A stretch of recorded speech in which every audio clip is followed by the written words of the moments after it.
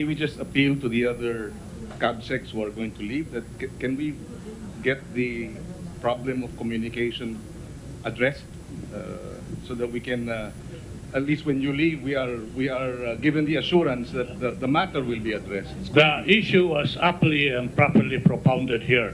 The issue being, what is the protocol? Apparently, there is no established protocol, Your Honor. And what I'm saying now is, let it be that established protocol is when it comes to contact tracing, it should be kaap that will get in touch with the passengers. Bakit ho kaap? Kasi ho, hawak nila yung latigo eh. Pag hindi sumunod yan, latiguhin mo yan. And then bigyan mo ng time frame yan. Hindi mo naman ibibigay sa kanila yung option to decide when to give the information. You say, Mr. in Chairman, 24 hours, in 12 hours, submit or else. As a retort, Mr. Chairman. Senator Lacson. Now, what happens to the principle of the unit of command? I thought this is a health issue, and the DOH should be the first line of defense, and should be designated as the OPR, the Office of Primary Responsibility. We shouldn't be blaming other people, because this is a health issue, and it's wrong to point to BI and CAAP. It should be the initiative of the DOH. And what we have here, as Senator Pangilinan mentioned,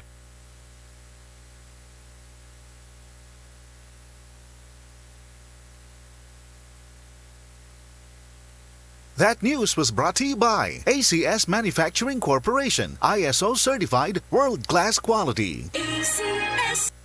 24 hours of germ protection. Shield Bad Soap. Shield Bad Soap. 24 hours of germ protection.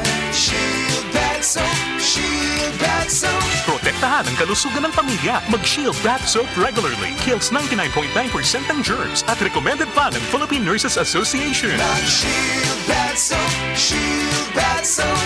Shield. Galit sa sakit, may malasakit. Shield Bath Soap. Manufactured by ACS Manufacturing Corporation. ISO certified. World-class quality. ACS. Radyo Trabaho. Ang inyong gabay sa hanap buhay. DZXL Special Coverage. Itong manifest na ito. Senator Bato, we have a representative from PAL, Cesar Ordoyo. May we hear from you, Mr. Ordoyo? good afternoon, Mr. Chair. I'm John Ordoyo of the VP of Security for Philippine Airlines. Good morning, good afternoon, everyone.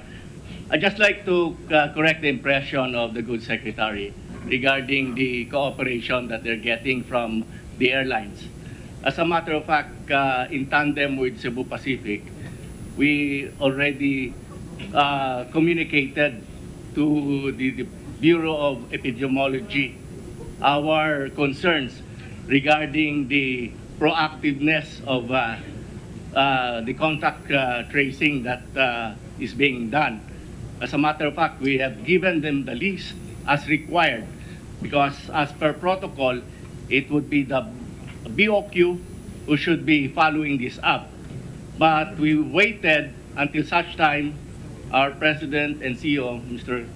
Santa Maria, gave us the go signal to initiate, if possible, the airline could support. And we did that. We already submitted the names of the passengers as seated adjacent or in close proximity to the suspected or infected passenger. And as a matter of fact, just to alleviate the fears of this august body, as of the moment, we were able to contact a total of 74 as advised out of the 132. So meaning it's about 21 of the 31 passengers who are closely seated, the two passengers were already advised. And we were given the impression that they have reached out already to the passengers So they told us 2 of them contacted DOH. And this is coming from the Office of Epidemiology. So at this point, Your Honor, Mr. Chairman, I think the airline is in full support and cooperating and proactively doing this because we know the effect and of course the risk involved in here. So we are cooperating. Go ahead, Senator Riza. Salamat, Mr. Chair. Sa current flow ng hearing natin, may mga 5 punto na akong nakitang lumabas. Una, palakasin yung community health surveillance. Pangalawa, yung voluntary o mandatory reporting nung mga galing sa China. Pangatlo, functional na epidemiology and surveillance unit per LGU. Na yun, Mr. Chairman, ayon sa RA 1133-2 or yung Mandatory Reporting of Notifiable Disease Act. Pang-apat, with all due respect, mukhang hindi kaya ng isang task force lang pag ganitong public health emergency kasi nga may kinalaman sa leadership and governance. At meron po akong proposal tungkol dyan mamaya.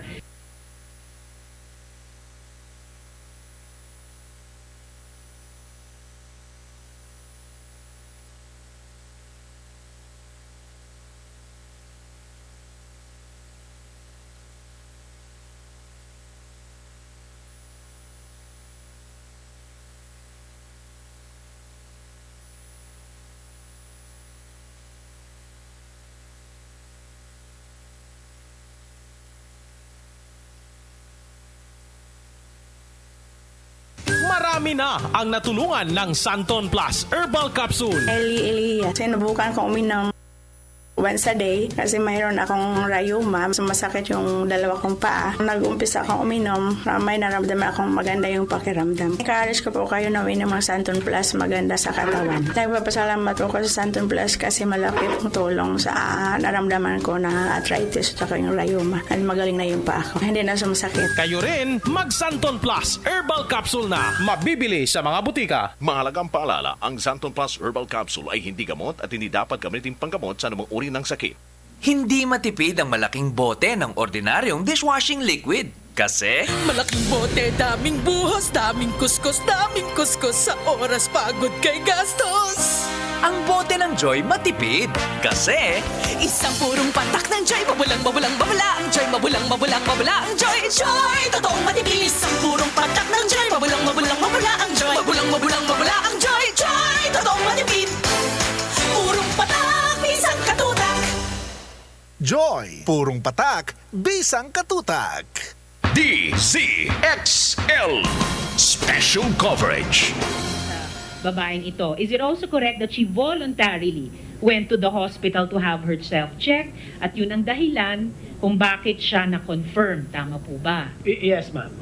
Alright, Mr. Chair. Ngayon, ang China-wide travel ban ay nitong linggo, February 2. Ang worry ko lang dito, Mr. Chair, ay marami-rami na ring kaso na mga kagaya ng ating first confirmed case. Possibly. Pwedeng mamasyal pa kung saan-saan, dumadami ang contact points. Mr. Chair, alam ba natin kung ilan na ang nakapasok sa bansa mula nung nag-lockdown ang Wuhan noong January 23 at bago ang ating travel ban? Nakakapag-report ba sila sa ating health authorities? Alam na natin kung ilan at sino sa kanila ay may sintomas at nasa na sila sa bansa ngayon. Namomonitor po ba natin sila, Mr. Chair? Yes, Your Honor. Meron po ako ditong datos na pagdating dun sa hotels, resorts, hospital, public vehicle, other venues, maganda yung performance eh. For example, the number of contacts on home quarantine, 36/41. Sa hospital, 5/5. Sa public vehicle, 1/1. Sa other venues, 4/5. Ang katakataka lang po rito talaga yung sa flights. Kaya nga, I want to, in fact, let me just for the Mr. record... Secretary, I'm sorry to interrupt at this point, but I think the point has been clearly and correctly made na kailangan, and DOH has all the mandate as the commander under this unity of command that Sec Locsin said, to acquire that data in the interest of public health. But please do submit yung mga data na sinabi nyo earlier sa committee through the chair. Pero what if, Mr. Secretary, in the case na kapag yung isa sa mga traveler na ito ay magkasintomas nga pero ayaw mag-report, ano po ang gagawin, paano sila ima-manage?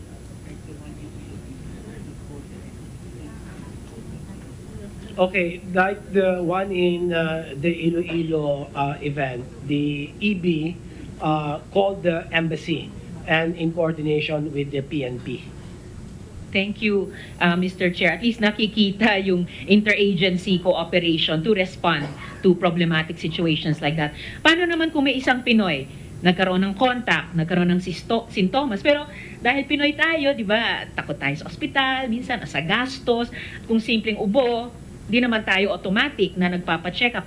Handa po ba ang DOH sa ganitong scenario, Mr. Chair? Handa po. At saka yung pong kanilang agam-agam na baka hindi sila makabayad, meron na po tayong ginawa sa PhilHealth NCOV package, which is 14,000 per member who is admitted for NCOV illness.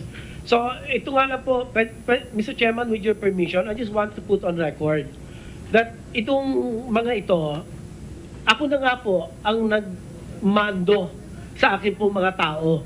Now, you have to give me the names of all the people that these patients had interacted with. It was me.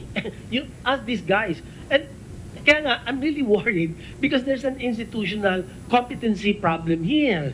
Because and we will get to that, Mr. Chair. And then you start looking into such granular, and in fact, I did it. You can ask these guys. I've been telling them, you give me the target. You have to identify, there has to be a metric. You have to show me the number of people that these patients had interacted with. There has to be some kind of a projection of numbers. Yes, Mr. Chair. And I believe 4 by 4. Yes, Mr. Chair. I believe harap, apat sa likod, apat sa kaliwa, apat sa kanan.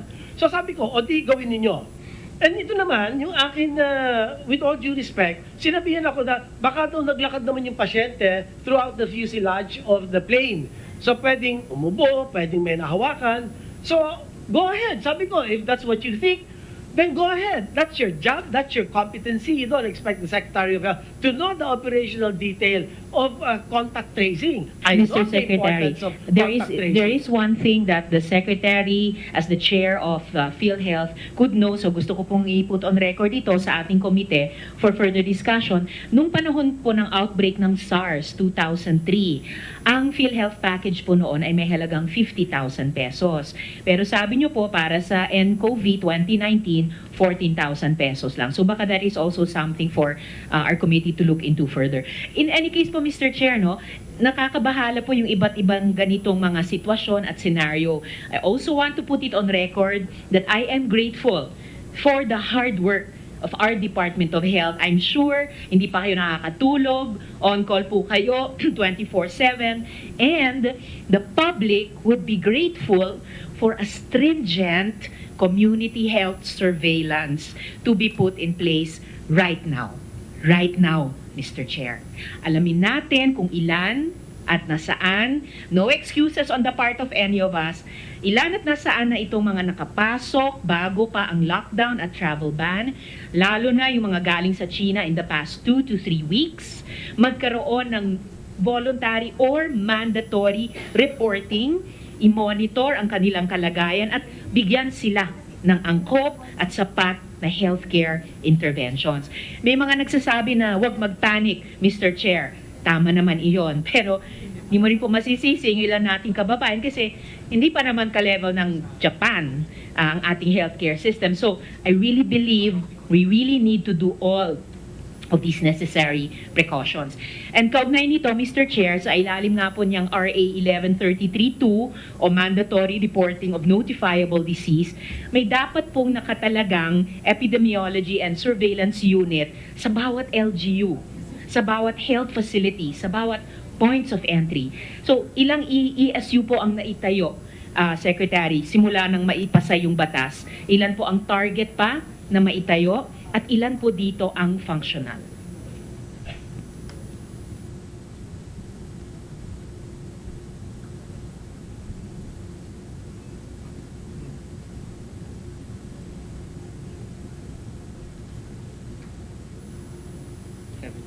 The 17 regions have the epidemiology surveillance units, which are all functional. Below the regions, Mr. Chair, meron din po bang LGU sa lower level, closer to the ground, closer to the people, na mga LGUs po natin? I'm told there are about not more than 10, Your Honor. So siguro, Mr. Chair, that's also something for us to look into, na makapacitate, masuportahan yung ating lahat ng mga LGUs, lalo na po yung mga low-income LGUs. Yung health facilities po natin at yung points of entry po natin, meron po ba silang mga epidemiology and surveillance units? Meron po tayong designated lang na mga epidemiology surveillance officers. It's a plantilla issue that we hope to be able to make the representation with the DBM to allow us to create additional plantilla positions. Well, nabanggit na rin po kanina, Mr. Chair, yung possibility which I think everyone around the table ay susuporta ng supplemental budget kaugnay nitong 2019 NCOV. Pero yung RA 1133-2 ay naipasa po nung nakaraang kongreso pa.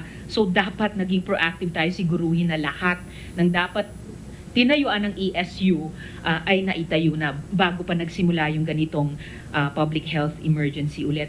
At lahat po ba, at least ng mga established ESU natin, yung sa 17 regions, yung 10 others sa lower levels, kung saan po nakadeploy yung ating mga designated officers, ESU officers, lahat po ba niyang mga ESU ay may kakayahan at handang tumugon kung sakaling magkaroon ng local outbreaks?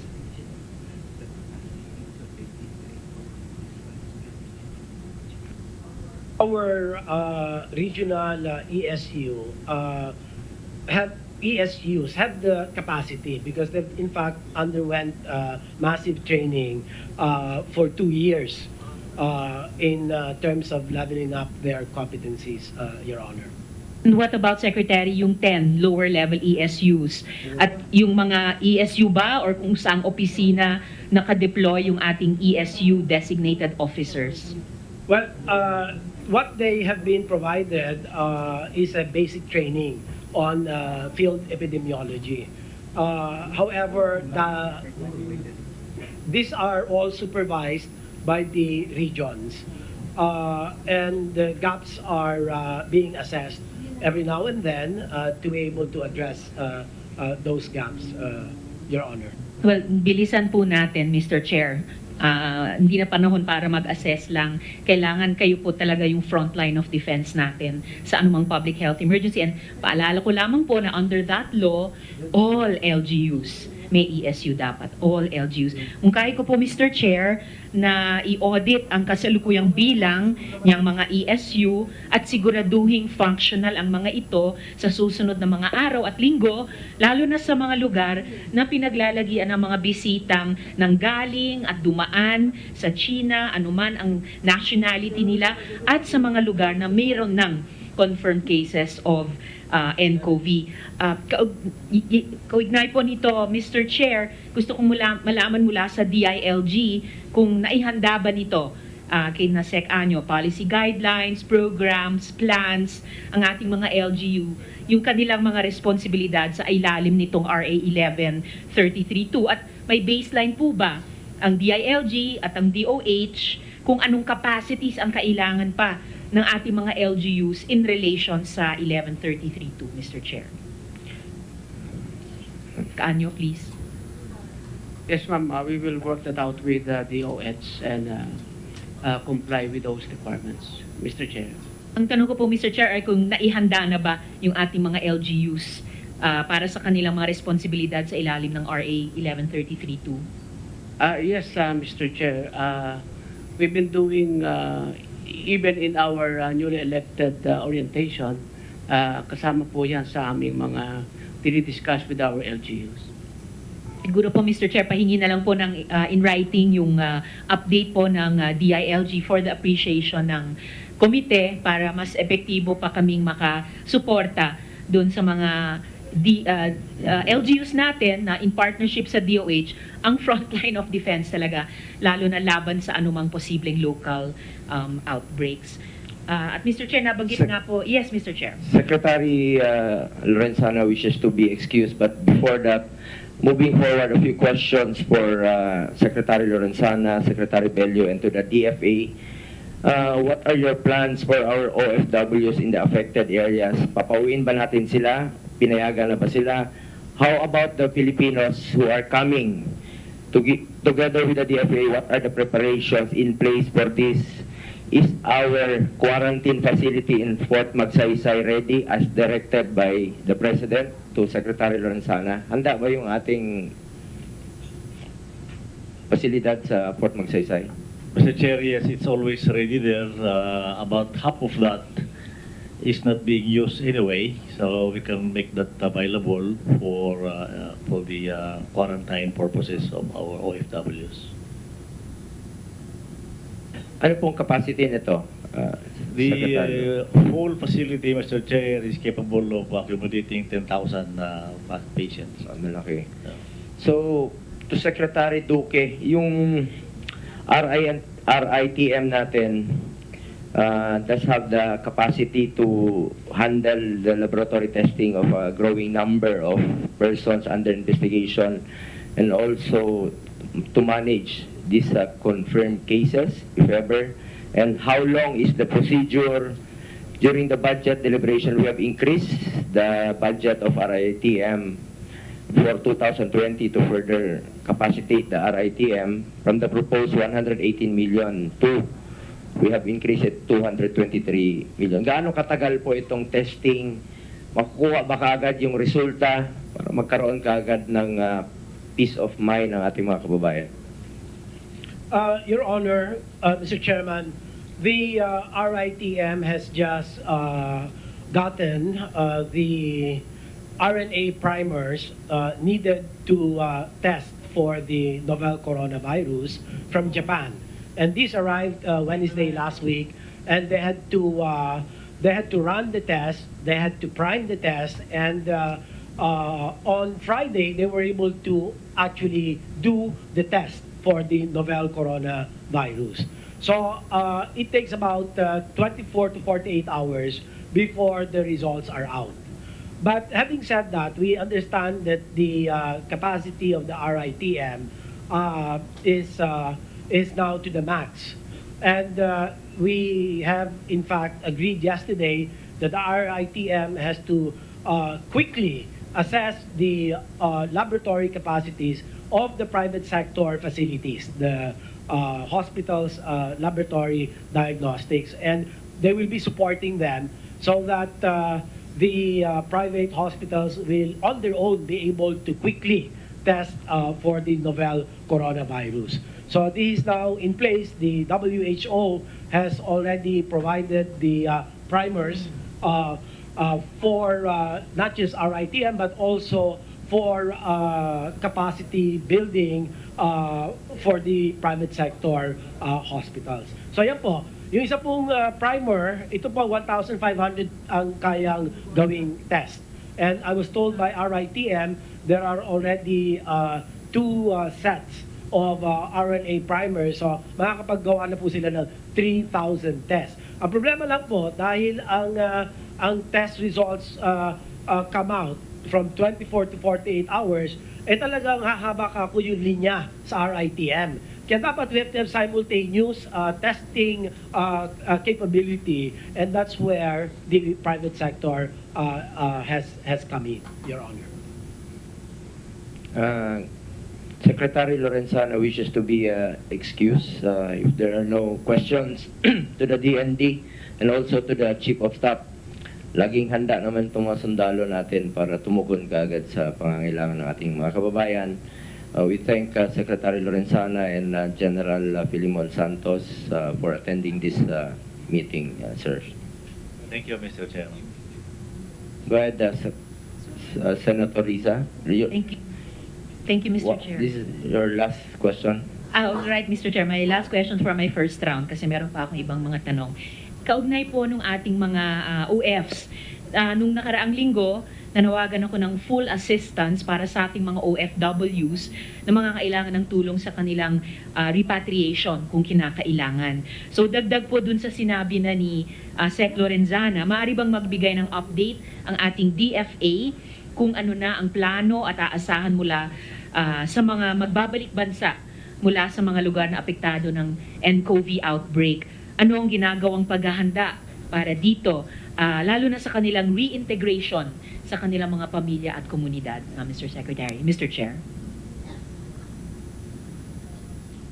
Secretary Locsin, update on plans at yung maaasahan ng mga maaaring ma-repatriate ng mga kababayan natin, paghahanda, and then lalo na for their reintegration into their families and communities. I don't know about the reintegration, but I do know that we have now coming in from Hubei province. I immediately turned to the boss of this whole operation, who is now overburdened. What do we do? And he said there are protocols for that. They will be stopped at the airport. They're arriving in Clark, and then they will be taken to quarantine facilities. Now, the question is, what about those, and I raised this yesterday, what about the Filipinos who came, for example, from Hong Kong, and their employers want them to go back because the domestic helpers in Hong Kong are well treated. They are not treated savagely as they are in other countries. In Hong Kong, they are cherished. And Carrie Lam, the executive of Hong Kong, has asked, please, can they come back? And the debate yesterday was this. If we send them back, then they go into harm's way. But I have an argument for that. If we send them back and something happens to them, well, the facilities of the Chinese government, I assure you, are superior to those of any other country in the world because they are tackling the disease. So I have appealed that they be allowed to go back. Now, the question is, isn't it a duty on our part to protect them? This came up already in the question of our workers in Tripoli. The workers in Tripoli said, can we go home for Christmas? And some departments said, well, if they do, we will stop them from going back to their jobs in Tripoli because there is danger there. My argument was this. If we don't let them come home for Christmas, they stay in Tripoli, they will be killed in Tripoli.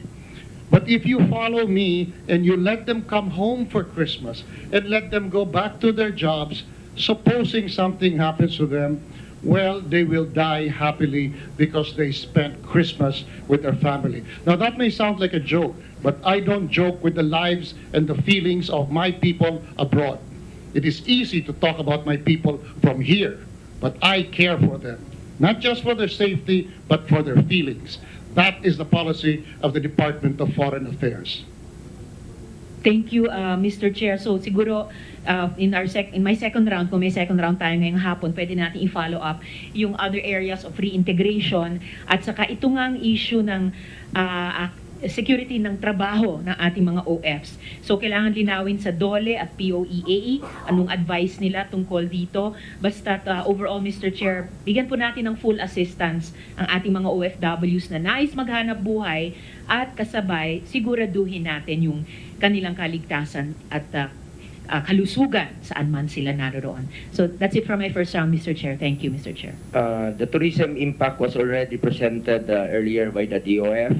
If there are no other questions for the DOT, Secretary Puyat is excused. We thank Secretary Puyat for attending this meeting. You have one question? For Secretary Puyat, perhaps I can also direct this to Dr. Rahindra. You mentioned a while ago, and I've been reading the WHO reports, that coming from the WHO spokesperson himself, Dr. Christian Lendmeyer, that there is supposed to be no travel ban. Are you reiterating this? Because I've been glancing at IHR rulings that there has got to be one voice. No offense to Secretary Locsin, IHR here is not human rights, international health regulations. So, ano po, you're a foreigner, I'm a little bit confused. You are recommending a no travel ban, while some sovereign states are imposing a travel ban. So which is which? Which should supersede? Because everything emanates from your directives as the World Health Organization. And that probably would be the concern of the Secretary of Tourism. Is a travel ban needed right now, or do you leave it to the sovereign states to decide whether to impose such a ban? Doctor, a short answer. With your respect, sir, the WHO recommendation is a global recommendation. As I mentioned earlier, it depends on the travel pattern, meaning your proximity and exchange number of people, and also your healthcare facilities. Basically, the risk you perceive that this outbreak in China poses to your country. So our recommendation, being a global recommendation, is that to minimize social and economic disruption, we do not see a point in restrictive travel bans. But this is just a recommendation. We have left it up to member states based on their assessment of the risks they face and the capacity of their health systems to make their own assessments. This is a sovereign judgment. It's just a recommendation. And yes. While we are having a hearing here, we were just informed that a third victim died in Hong Kong.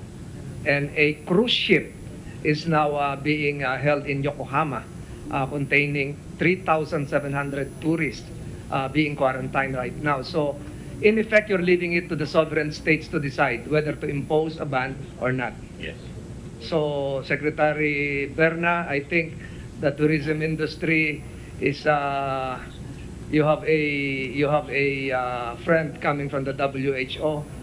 Tourism will still flourish, not just for domestic tourists, but even for foreign travelers. Is that the impression? So, to clarify, sir, our experience based on previous travel restrictions have shown that these are not 100% foolproof. But we also recognize that China has imposed its own travel bans, including a lockdown of Wuhan and other cities in Hubei province, and also enforced a travel ban for tour groups of Chinese citizens leaving China. So they are also discouraging unnecessary travel of Chinese outside of China, and they are also enforcing exit screening at international airports. This is also their effort to minimize international spread. Thank you, sir. Thank you, sir. Mr. Chairman, we can dispense with the presence of Secretary Berna. Thank you, Secretary Berna, for attending this meeting. Your excuse. Next is Senator, it's your turn. Senator, The permission of my colleagues to continue with my questioning addressed to Secretary Duque. Secretary Duque, you're not under investigation here. I'd like to congratulate you for your initiatives. I just have some questions relative to your Resolution 01, dated 28 January 2020. This is something to do with the Interagency Task Force. Probably, just as a policy recommendation, why don't we include the Secretary of DepEd, the Secretary Briones, considering that we have 27.2 million students in public schools and private schools right now. So kailangan din po sigurong matulungan yan, Secretary Duque. And then, again, I think you are well suited for this position because as former chairman of the Civil Service Commission, we have more than 1.7 million employees. I think you can have your appropriate inputs relative to the operations of this interagency task force that was organized. But one important question before I finish this, Mr. Chair.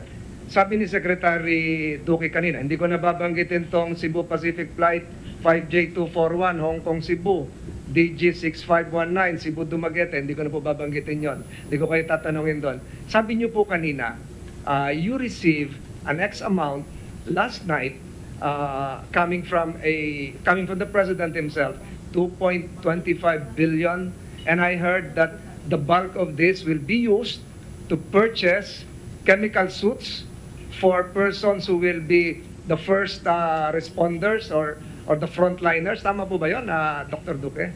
Tama po. Ang tawag po doon yung HAZMAT, the hazardous materials, which constitutes the personal protective equipment as I have enumerated, yung goggles, yung gloves, yung N95 mask, the gowns, the aprons. So kompleto po ito at 1,500%. Siguro po, Secretary Duque, with that amount, and having heard your statement a while ago that you acquired from Japan 2 sets of primers. These are the testing kits. So nakakapagtaka siguro bakit 2 sets lang yung nabili. If this will be a full-blown epidemic, baka kulang po yung 2 sets. Sabi nyo, pipila, 24 hours ang resulta bago lumabas. I think 2 sets would not be enough. I think you should have sets in Mindanao, Visayas, the National Capital Region, and even Clark Air Base. So, hindi ba pwede yung dagdagan yun? Yes, sir. Hindi po ito mga test kits. Ito po yung RNA primer. So, what's the difference between a primer and a test kit? Ang test kit ito yung mga rapid diagnostic test, which we still don't have, by the way, available in the market. Wala. Itong ginagamit natin is a chemical na pinadala po sa atin, RNA primer, so that it's like a code that more or less it will guide you to identify. This is exactly the virus that's similar to the one in Wuhan. So kaya po nagtatagal, Dr. Duque, ang RITM kasi wala tayong test kit. Am I correct? Wala pa ho kasi. It's not available. No, the WHO can correct me.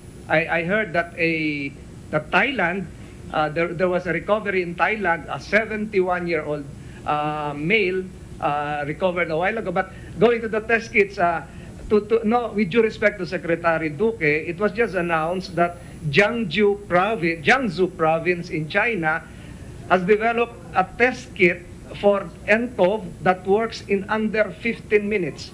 And the latest report is that the detection kit can detect the virus within 8 to 15 minutes and has a high sensitivity and is easy to use and transport, and it is now being mass-produced at 4,000 kits per day. Siguro we can get hold of that. We have an ambassador in China, some consul generals in several parts of China. So sila naman nag-invento nitong sakit na to. Baka makabili tayo dito sa Jiangsu province, 4,000 kits with the budget given to you by the president last night. Just a policy recommendation, Dr. Duque. We welcome the policy recommendation, but the rapid diagnostic test has to undergo assessment by the experts, and I defer to the World Health Organization to guide us, because we cannot just be getting the RDTs from different sources without vetting them. I understand, but since you have been touching base with Japan, providing with the primers, Japan has also developed a test kit. So, bakit hindi po tayo humingi na rin din sa Japan to abbreviate all of this? Because even if you have the necessary budget for the chemical suits, what is important is to detect at the ground level kung sino ba talaga ang mayroong carrier o wala, sino may virus o wala. But without the test kit, I don't think we can proceed at a faster pace, Mr. Secretary. Senator Tollington, if I may clarify, WHO is working with several research groups, both inside China and outside China, to perfect rapid diagnostic test kit, which will not require molecular equipment to do PCR assays, and which can be used as a point-of-care diagnostics. Internal assessments the assessments of the test kits will not be completed for about another week to 10 days, after which we have agreed that we will provide test kits to Philippines and other member states at risk.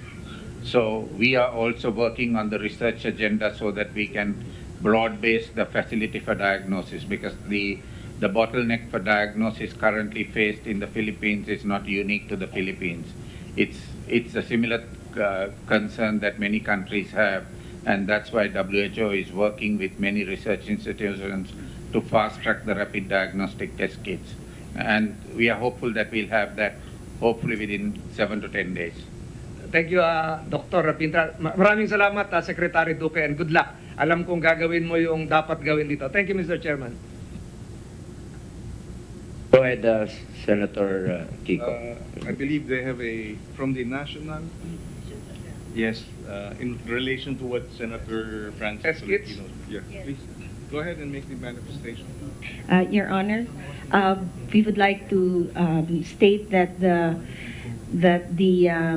University of the Philippines National Institutes of Health, we're already in the process of developing a kit which should be available in the next few days.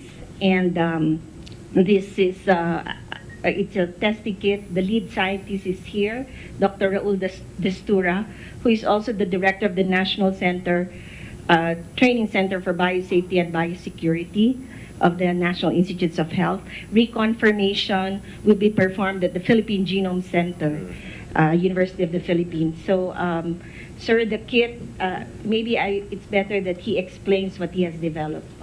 Mr. Chair, in that case, I suggest Secretary Duque should likewise include, Secretary Duque, you should likewise include as a member of your task force as a policy recommendation, the Secretary of Science and Technology. Yes, sir. Certainly, the DepEd, the DOST Secretary... They just developed the kit kung napakinggan nyo kanina.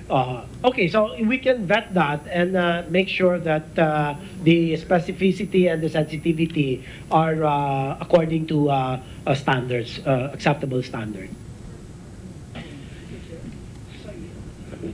May we know, Mr. Chair, where are we on that development? Because I think this is very important na meron tayo dito sa local na nagde-develop nito.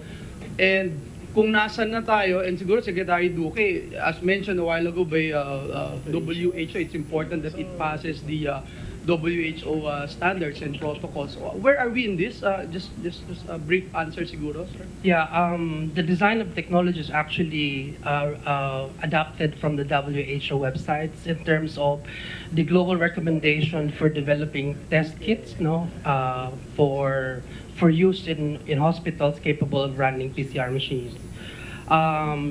This was developed 2 weeks ago, immediately after they released the whole genome sequence of the virus. The entire genomic team analyzed and reviewed and verified the probes that were already uploaded at the WHO website.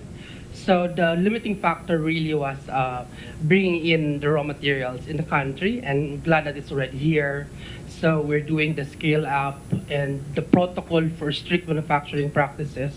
And hopefully by next week it will be ready for the Department of Health to verify and validate before they give their recommendation for use to the country. So again, by next week, you're expecting it? Natapos na by next week. And after that, it will further go with the DOH. Yeah, it has to be validated by the Department of Health. How long is the process of validation? We can assist their team if they are overwhelmed. The government spent so much money creating the Philippine Genome Center, so we can actually utilize that state-of-the-art facility to enhance rapid detection of unknown viruses in the future. So by next week, next week, probably we'll be able to use it. Thank you, Mr. Chair. It's a very good information. Secretary Locsin also wishes to be excused from this hearing. You don't have any more if there are none. Can I just have one, Mr. Chair? Because you made mention a while ago, Mr. Chair, I think this is very important for our OFWs na nandun ho, mga may kamag-anak sa Wuhan, sa Hubei. Ilan po ba sila? Ano yung ina-anticipate natin? Kung magre-repatriate po, saan sila dadalhin? At ready na po tayo. Siguro yung efforts lang po ng DFA because kahit undocumented, of course, we are taking care of them. Siguro yung report lang na yun, Mr. Chairman, before we excuse our Secretary of DFA. At the very moment, we are fixing the flight.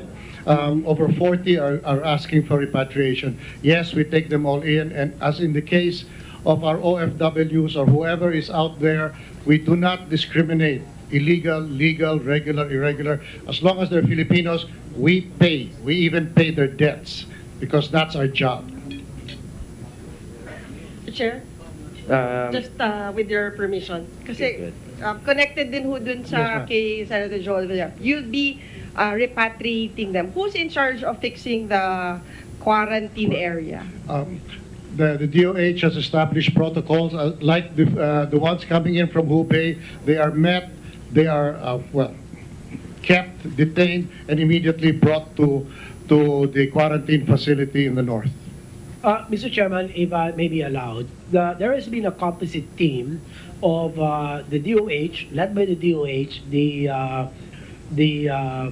DND, and the PNP, that has gone to one of the quarantine facilities to check the readiness of that facility.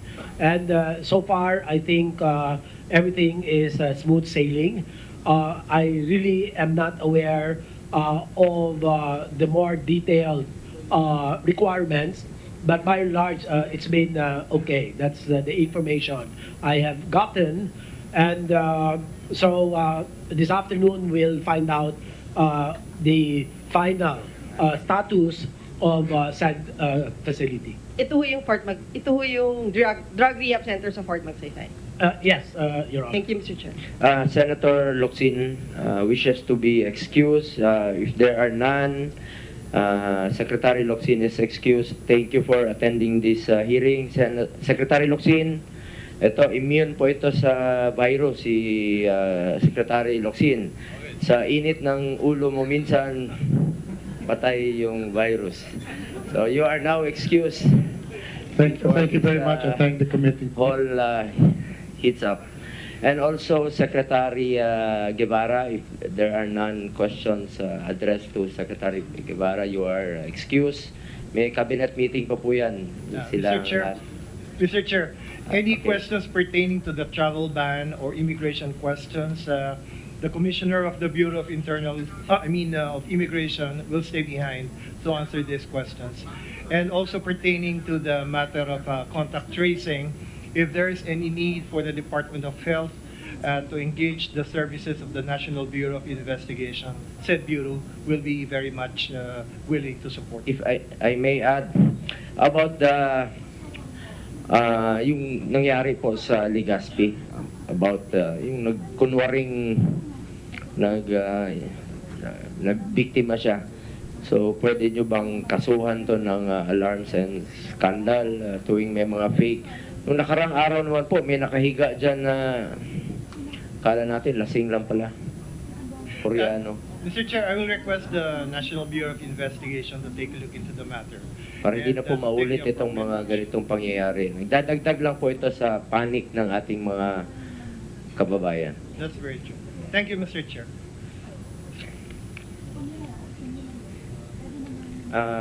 To Secretary Briones also needs to be excused, but I have one question to Secretary Briones. Can you give updates on the DepEd's precautionary measures? How do you educate your students and their parents in these situations? There are some schools in Manila suspending classes. What is the policy for school suspension? Does the DepEd have a contingency plan when there would be potentially massive disruption of classes? Thank you, Your Honor, for the question.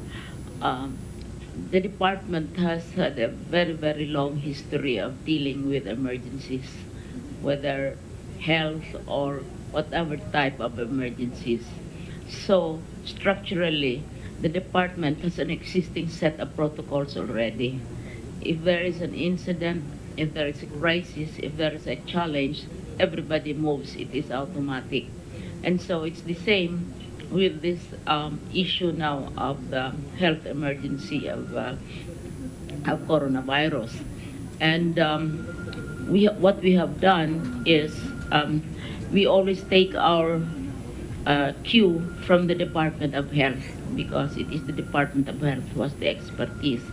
But we don't wait for memoranda or write notes or etc. I call him directly at all hours of the night or day. And it's the same with our regional directors. I deal directly with them. Now, the usual issue that emerges when there is a crisis or an emergency, and as correctly pointed out by your colleague that we are responsible for 27.2 million learners, is the matter of suspension. And while this is in the arena of the local government officials, usually local government officials consult with us. Now, it's the same with this health emergency. In the two regions where there were confirmed fatalities, the immediate reaction was to suspend classes on the part of the local governments. And we have dialogue with them, and we advise them that it may not really be truly very helpful to suspend classes because it will not prevent our learners from going off to crowded places because there are no classes. In school, they are monitored by their teachers. There is a reporting system, and they also learn in the process.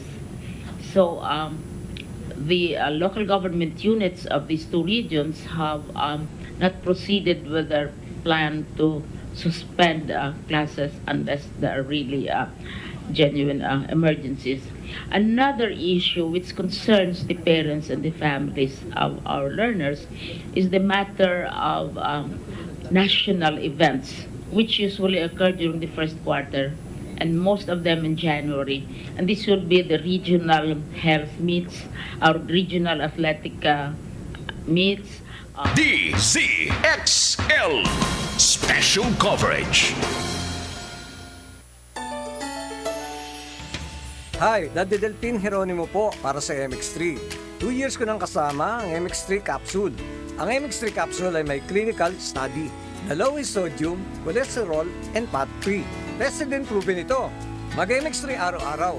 Tunay, natural, at original. Tulad ko. Mahalagang paalala, ang MX3 capsule ay hindi gamot at hindi dapat gamiting panggamot sa anumang uri ng sakit. One day, isang araw, ay napansin ko, toothpaste na pinili ko sa fluoride, bitin ito! Ang leading brand kasi, hindi lahat may maximum fluoride. Kaya misis, mag-unique toothpaste. Lahat may maximum fluoride protection laban sa tooth decay. That's why kaya ngayon, unique ang toothpaste ko. Kahit anong kulay, maximum fluoride ito. Goodbye sa tooth decay. Unique toothpaste every day. Unique toothpaste, manufactured by ACS Manufacturing Corporation. ISO certified, world-class quality. ACS. Tapos sabi ng ko po, uncle ko po. Uncle mo? Opo. Lagi Makinig po kasi siya po, makikinig po sa radyo trabaho po. Sa DZXL po. Kung trabaho ang hanap mo. Dahil sa radyo trabaho ng DZXL 558 Manila, may mga nagkatrabaho na. Happy po ako kasi po natulungan po ako lalo po sa inyo po sa radyo trabaho DZXL po kasi po nahihirapan po ako maghanap ng trabaho kasi po galing po ako sa Cebu. Hindi ko pa kabisado yung Maynila dito. Ang radyo trabaho ng DZXL 558 Manila. Sana po ma-achieve ko yung dreams ko po. Tsaka po gusto ko po matulungan yung pamilya ko sa Cebu po. Hi Mapa, nandito po ako sa radyo trabaho. Sana po maging masaya po kayo. Maraming salamat po na tinulungan po ako na makapahanap ng trabaho po. Kaya, kung trabaho ang hanap mo, makinig sa radyo trabaho ng DZXL 558. Baka ikaw na ang susunod na magkatrabaho.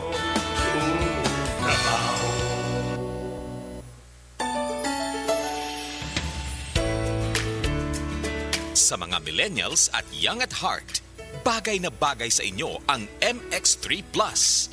May CoQ10 at may L-carnitine. Sabayan pa ng workout at healthy diet. Kayang ma-achieve ang good health. MX3 Plus, araw-araw para M-Extraordinary. Mahalagang paalala, ang MX3 capsule ay hindi gamot at hindi dapat gamiting panggamot sa anumang uri ng sakit. Ang Pride with Fabric Conditioner. Ngayon, may blooming na bango ng Sakura. Sakura, Sakura ang bango. Sakura, Sakura ang pride ko. Blooming ang lapada ko. Pride Sakura, Sakura. Pride Smooth with fabric conditioner. May Sakura Blooming Pearls para sa labadang blooming sa linis, labadang blooming sa bango for as long as 24 hours. Para sa blooming na labada, i-Pride Sakura mo na. Pride Sakura Blossom. Manufactured by ACS Manufacturing Corporation. ISO certified. World-class quality.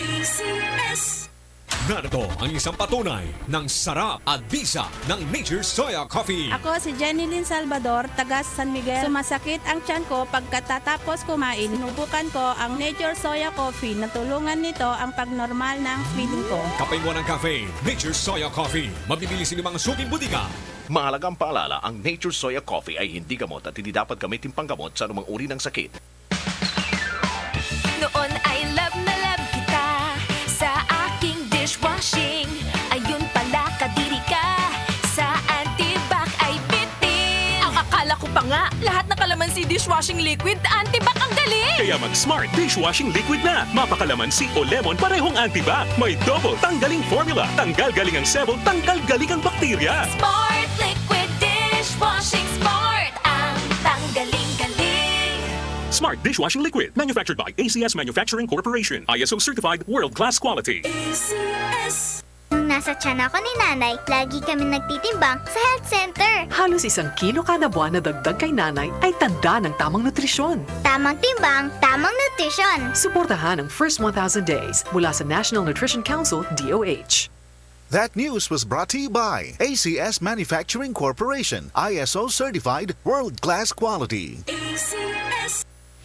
Parami na ng parami ng parami ang guminhawa sa Sandong Plus Herbal Capsule. Ako si Sinay Daganson, isang housewife. High blood ako noon. Uminom ako ng Santon Plus Herbal Capsule na tulungan na mag-normal ang blood pressure ko. Mabibili sa mga suking butika. Mahalagang paalala, ang Santon Plus Herbal Capsule ay hindi gamot at hindi dapat gamitin panggamot sa anumang uri ng sakit. 24 hours of germ protection. Shield Bad Soap, Shield Bad Soap. 24 hours of germ protection. Shield Bad Soap, Shield Bad Soap. Protektahan ang kalusugan ng pamilya. Mag-Shield Bath Soap regularly. Kills 99.9% ng germs at recommended pa ng Philippine Nurses Association. Shield Bad Soap, Shield Bad Soap. Shield. Galit sa sakit, may malasakit. Shield Bath Soap. Manufactured by ACS Manufacturing Corporation. ISO certified. World-class quality. ACS. Hi, this is Sarah Geronimo for MX3. Isa sa pinakamagandang sinunod ko sa magulang ko ang pag-inom ng MX3.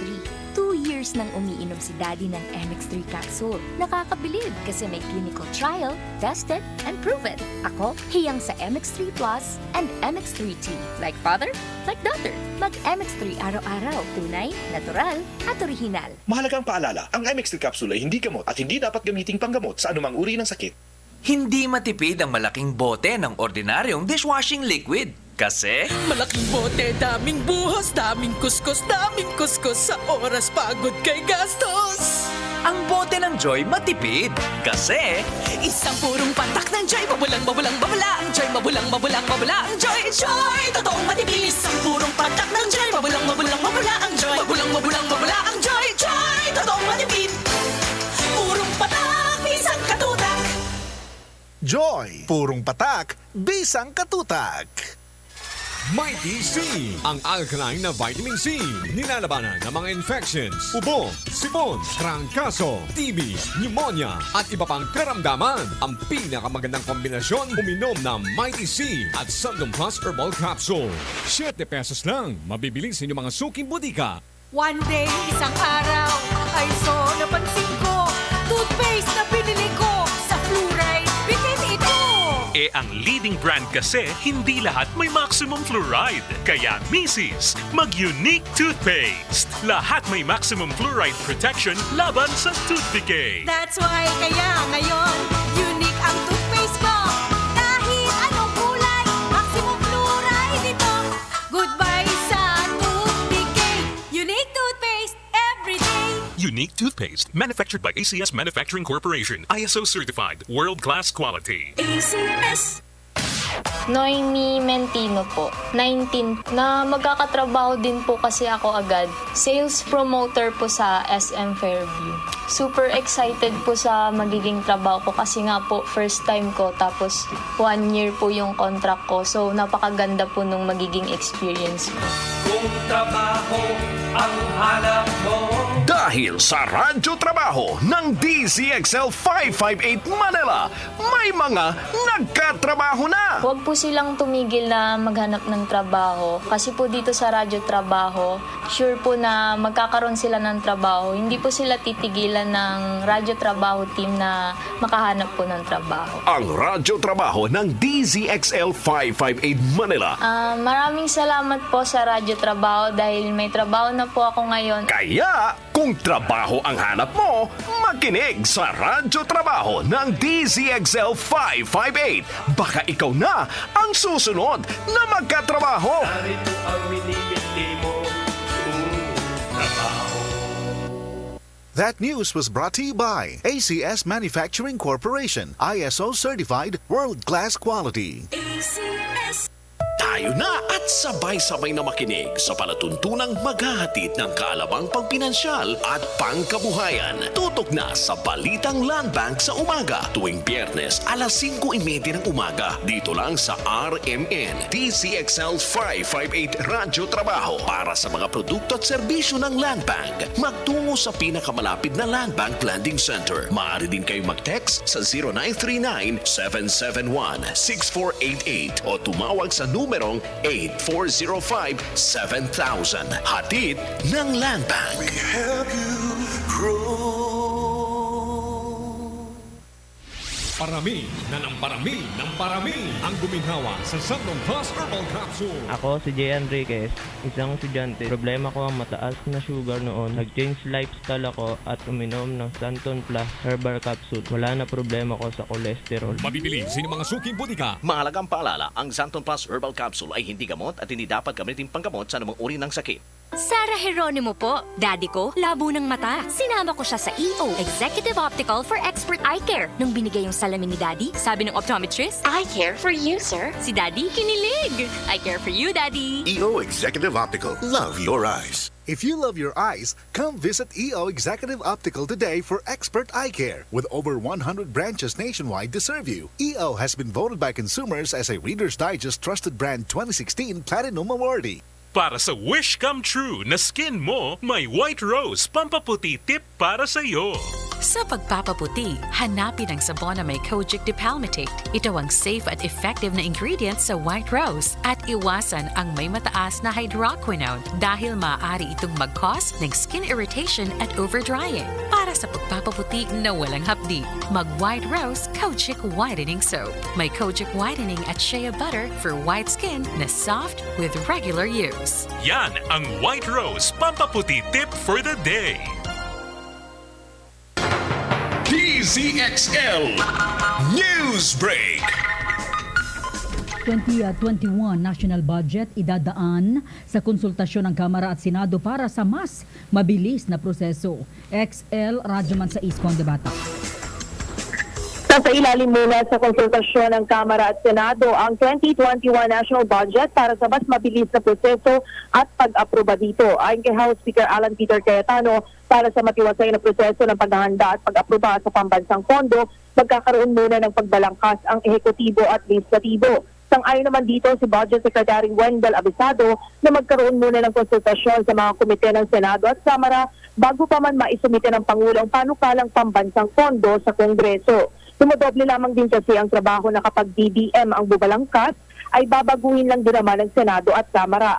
Hangad din ng Kamara at BBM na maiwasang mabito naman ng Pangulo ang ilan sa nilalaman ng inaprobahang appropriations bill ng dalawang kapulungan. Sinabi naman dito ni House Majority Leader Martin Romualdez na ang hakbang na ito ay salig lamang din sa constitutional mandate na ang power of the purse ay nasa Kongreso. Kasama mo sa Kamara, Radyoman sa East, Conde Batak, Tatak RMN, DZXL 558. Department of Environment and Natural Resources target ang dagdag na sanitary landfills bago ang 2022. XL Radyoman 8 May Guyagoy.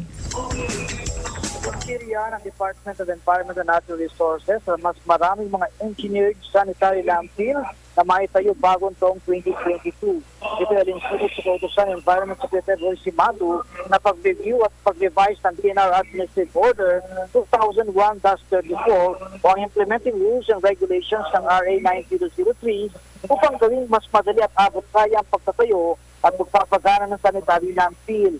Ay kay DNR Undersecretary for Solid Waste Management ng Local Government Units Concerns Penny Apicorda, napupunan na kasi mga sanitary landfills at posibleng bumalik ang mga LGU sa paggamit ng open dump site ng sanitary landfill ay nangangailangan na mas malaking pondo.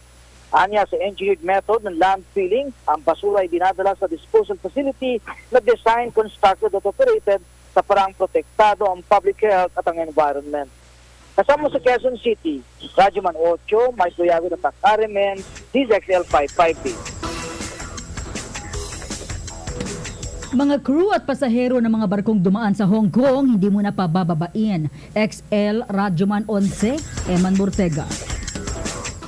Hindi muna pababayin ng mga crew at mga foreign passengers sa sakay ng mga barko na dumaan ng Hong Kong at dadaong dito sa Pilipinas. Ito'y bilang bahagi ng preventive measures na ipinapatupad ng pamahalaan para hindi makapasok sa bansa ang 2019 novel coronavirus. Pero paglilinaw ni Gripton Medina, Chief ng Port Operation Division, Bureau of Immigration, maaari pa din bumaba ang mga Pilipinong pasahero subalit sasailalim sila sa 14-day quarantine. Bukod dito, maaari din daw pabayin ng ibang foreigner na may resident visa pero susuriin sila ng mga tauhan ng Bureau of Quarantine. Patuloy din na magbabantay at magmamonitor ang kanilang tauhan kung saan pahalagian sila makipag-ugnayan sa Bureau of Quarantine para masigurong hindi nalalaganap pa ang nCoV. Samantala, sinabi ni Medina na nasa maayos ng kalagayan ng immigration officer na nakaharap ng dalawang magkasintahang Chinese na nagpositibo sa nCoV. Anya, isinailalim din nila sa quarantine ng naturang immigration officer at kahit na wala ito nakitang sintomas ay hindi mo na ito pinapapasok sa trabaho. Kasama mo sa Maynila, Radyoman 11, Eman Mortega, Tatak Aremen, Dzxl 558. At paghiwalay ng Marines sa Philippine Navy ayaw ng bagong flag officer in command ng Philippine Navy, XL Radyoman 7, Rhea Mamogay. Hindi gusto ng bagong talagang flag officer in command ng Philippine Navy na si Rear Admiral Giovanni Carlo Bacurdo na humiwalay ang Philippine Marines sa Philippine Navy. Ayon kay Bacurdo, sadyang magkarugtong ang bituka ng Navy at Marines kaya less effective ang isa kung wala ang isa. Paliwanag ni Bacurdo ang pagkakaiba ng Marines sa Navy. Ang Marines ay dumulusob mula sa karagatan at para magawa nila ito ay kailangan nila ng fleet ng Navy. Sinukonsidera ng Navy ang Marines bilang kanilang puwersa para makontrol ang dalampasigan kaya importante na manatiling magkasama ang Navy at Marines. Ang pagtutol ni Bacurdo sa paghiwalay ng Marines at sa Navy ay pareho ng posisyon ng kanyang pinalitang si dating Navy Fourth Vice Admiral Robert Entedrad. Matatandang naging issue ang maagang pagbibitiw sa pwesto ni dating Philippine Marines Commander Alvin Pareño noong October 2019 dahil umano sa hindi pagkakaintindihan nila ni Entedrad sa pagnanais ng Marines na humiwalay sa Navy. Kasama mo sa Campo Aguinaldo, Radyoman 7, Rhea Mamogay, Tatak RMN, DZXL 558. Bird flu outbreak sa China, binabantayan na din ng Department of Agriculture. XL Radyoman 9, DK Zarate. Binabantayan na rin ngayon ng Department of Agriculture ang mga migratory birds na posibleng magdala ng bird flu virus papasok ng Pilipinas. Ito ay sa harap na rin ng H5N1 bird flu outbreak sa Hunan, China kung saan naabot sa 20,000 na ibon at manok na kinakailangang isailalim sa kaling. Ayon kay Dr. Ronnie Domingo, Director ng Bureau of Animal Industry, kabilang sa kanilang binabantayan ng mga lugar sa dinarayo ng mga migratory birds. Kumuha din nila sila ng mga sample upang matiyak na hindi makakapasok sa bansa ang H5N1 virus. Sa 9,000 sample na kanilang kinuha, wala pang ibon ang nagpupositibo sa bird flu virus. Sa ngayon, nakaban ang pagpasok ng mga poultry product mula sa mga bansa na may napaulat na bird flu virus. Kasama mo sa lungsod ng Quezon, Radyo ng 9, DK Sarati Tatak RMN, DZXL 558. Rekomendasyon ng Department of Justice sa planong pagbasura sa Visiting Forces Agreement, nakatakda ng isumite sa Malacanang. XL Radyoman 2, Joyce Adra. Nakatakdang isumite ngayong linggo na Department of Justice sa Malacanang ang resulta ng pag-aaral nito sa implikasyon ng posibleng pagbasura sa Visiting Forces Agreement sa pagitan ng Pilipinas at Amerika. Una nang inatasan ng palasyo ang DOJ na magsagawa ng preliminary impact assessment sa planong pagpapawalang bisa sa VSA. Ayon kay Justice Secretary Minardo Guevara, ipaubayan nila kay Pangulong Duterte ang pagpapasya sa isusumite nilang impact assessment.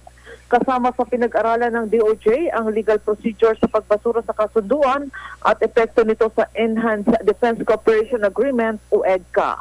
Kasama mo sa Department of Justice, Radyo Mandos, Joyce Collantes Adra, Tapak RMN, Dzxl 558. I-like sa Facebook ang RMN Dzxl 558 Manila. Follow us sa Twitter, twitter.com/newsrmn. Watch us live sa YouTube, Dzxl 558 live stream. Ang mga balita mula sa Luzon, Visayas at Mindanao ay nasa rmn.ph. Ako si Radyoman Lourdes Escaros. DZXL Newsbreak. Oras at 2:57. That time check was brought to you by Land Bank. We help you grow. That time check was brought to you by